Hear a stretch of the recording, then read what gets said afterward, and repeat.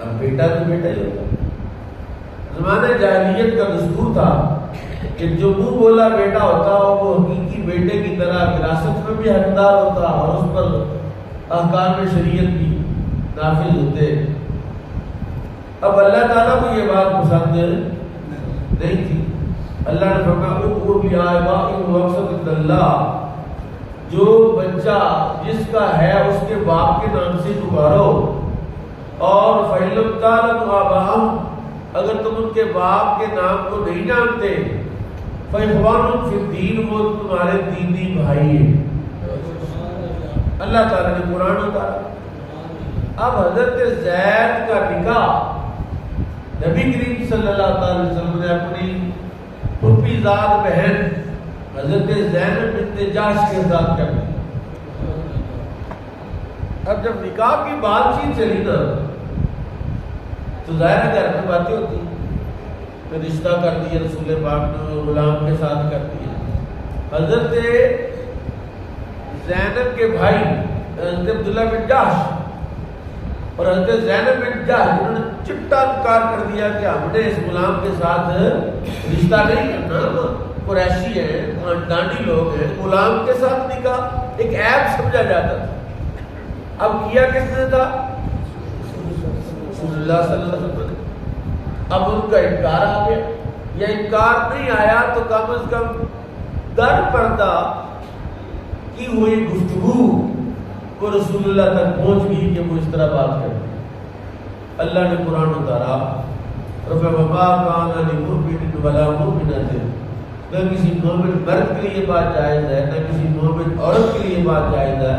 اذا قضى الله ورسوله امرا جب اللہ اور اس کے رسول کا کوئی فیصلہ آ جائے ان يكون لهم الخيرة من امرهم کہ وہ اپنے معاملے میں اختیار نہیں رکھتے. جو فیصلہ اللہ کا ہے رسول اللہ کا وہی نافذ ہو. گویا اگر شریعت کے مقابلے میں ہمارا رواج آ جائے تو ہمیں رواج کو چھوڑ کے شریعت کو ماننا پڑے گا اور اس پر چلنا پڑے گا. شریعت کے مقابلے میں ہماری مرضی اور منشا آ جائے تو مرضی اور منشا کو روکنا پڑے گا اور شریعت پر چلنا پڑے گا. جب یہ آیت جو ہے وہ حضرت عبداللہ بن جحش تک پہنچی اور زینب تک پہنچی اور یہ وعید بھی آ گئی وَمَن يَعْصِ اللَّهَ وَرَسُولَهُ فَقَدْ ضَلَّ ضَلَالًا مُبِينًا جو اللہ اس کے رسول کی نافرمانی کرے وہ کھلی گمراہی میں دلال مبین میں ہے. اب انہوں نے کہا سر تسلیم خم کر دیا کہ بھی جو یا رسول اللہ آپ کی مرضی ہو معذر. حضرت زینب کے ساتھ حضرت زید کا نکاح ہو. جب نکاح ہوا اللہ اب کیا دیکھے اللہ کیا کہتا ہے.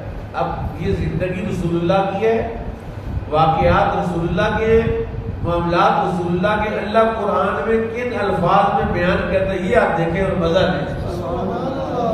اللہ کہتا ہے استقولوا للذی استقولوا جب تو نے کہا اس سے انعم اللہ علیہ جس پر اللہ نے انعام کیا, جس پر اللہ نے حضرت زید کی بات ہو رہی ہے اور 1,24,000 صحابہ ہیں.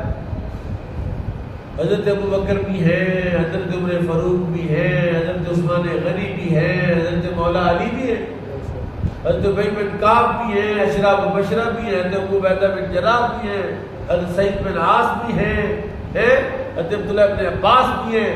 اتنے جلیل قدر صحابہ ہیں لیکن قرآن میں جس صحابی کا نام آیا وہ حضرت زید ہے. مزہ نہیں لیا آپ؟ چلو کوئی بات نہیں, آپ کسی اور چکر اور مزے میں ہوں گے, چاولوں کے مزے میں لوگوں کو ملے گا. فرمایا کہ ایسا خوش نصیب بندہ جس کا ذکر جس کا نام قرآن میں ذکر کیا وہ حضرت زید بن حارثہ ہے. اللہ کہتا ہے تو نے جب کہا نا اس سے جس پر اللہ نے انعام کیا. کیا انعام کیا اللہ نے اس پر؟ اللہ نے ان پر یہ انعام کیا, اللہ نے یہ انعام کیا کہ انہیں غلامی مصطفیٰ عطا فرمایا، انہیں صحبت مصطفیٰ عطا ہو گئی اور ان کو آزاد کر دیا گیا، ان کا نکاح حضرت زینب بنت جحش کے ساتھ کر دیا گیا۔ اور ایک اور لفظ ہے قرآن کا، وَأَنْعَمْتَ عَلَيْهِمْ، وَأَنْعَمْتَ عَلَيْهِمْ، اللہ نے انعام کیا اور تو نے انعام کیا۔ اس سے مراد کون ہے؟